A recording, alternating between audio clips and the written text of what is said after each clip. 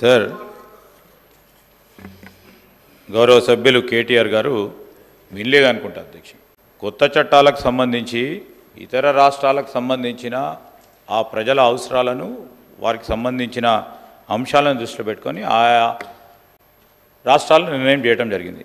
మేమేమన్నాం, కొత్త చట్టాలకు సంబంధించి అనాలిసిస్ చేస్తూ ఉన్నాం, అధ్యయనం చేస్తూ ఉన్నాం, చేసి తగు విధమైన నిర్ణయం తీసుకుంటామని చెప్పడం జరిగింది. అదేవిధంగా అనధికారికంగా ఎన్నో చర్యలు తీసుకుంటామని.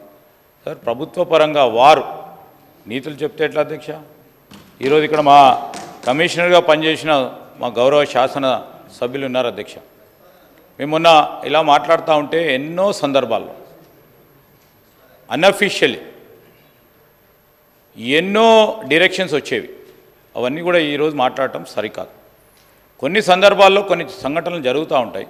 నిజంగానే ఆ సంఘటనకు సంబంధించి డెఫినెట్లీ అన్అఫీషియల్గా డైరెక్షన్స్ వస్తే స్వతహాగా ఆ అధికారి నిర్ణయం తీసుకుంటే మా దృష్టికి తీసుకొస్తే తప్పకుండా చర్యలు తీసుకుంటాం. కానీ అది ఏదో ప్రభుత్వమే అధికారికంగా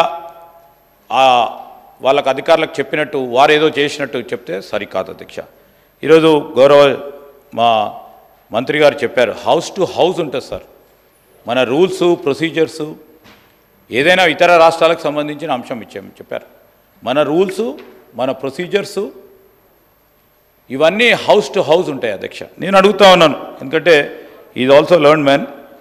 మార్ఫింగ్ విషయంలో సీతక్క గారికి సంబంధించి ఏ విధంగా దుర్మార్గ అసభ్య పదజాలంతో మార్ఫింగ్ చేసి మీరు దాన్ని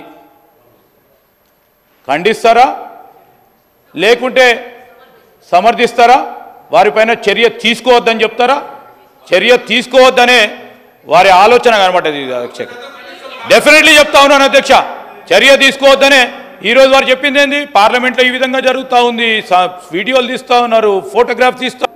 ఈరోజు జరిగింది మార్ఫింగ్ చేసే సందర్భంలో, ఈరోజు మార్ఫింగ్ జరిగింది. నేను కాదు నిర్ణయం తీసుకునేది, మేము స్పీకర్ గారిని కోరినాం, చర్య తీసుకోవాలి, కఠినంగా చర్య తీసుకోవాలని స్పీకర్ గారికి కోరినాం. ఇది all this secretariat comes under honourable speaker and the council chairman ever there. So వాళ్ళకున్న పరిధిలో మేము తీసుకోవాలని ప్రభుత్వం పరంగా కూడా చెప్పదు, మేము కోరుతా ఉన్నాం అధ్యక్ష. హౌస్కు సంబంధించి హౌస్ గౌరవాన్ని కాపాడే ప్రయత్నంలో మీరు ఏ విధమైన చర్యలు తీసుకుంటారో కఠినంగా తీసుకొని మా పరంగా మీ ముందు అభ్యర్థన పెట్టడం జరిగింది అధ్యక్ష. ఈరోజు హైకోర్టుకు సంబంధించి